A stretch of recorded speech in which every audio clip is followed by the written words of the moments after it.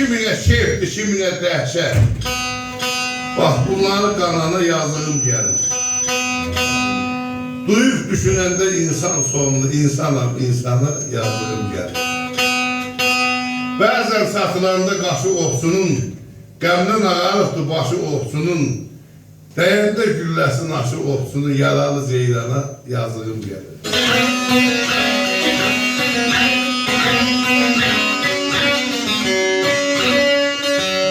Hayat yollarında ağarttım bir çək.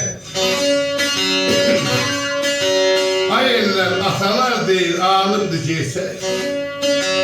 Cüt olsa milsək qalıb gələcək, dəş olan əsrana yazığım gəlir.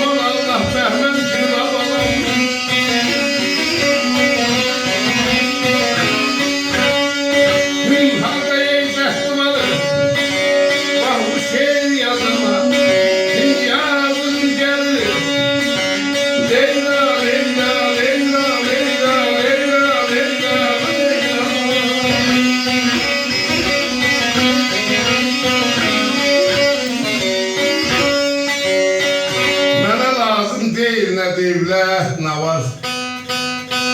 Devletim varım bir düzgün ilgar. Aman Allah, Bəhmen kimi harda dəhti var. Bak bu şiir yazana yazığım gəlir.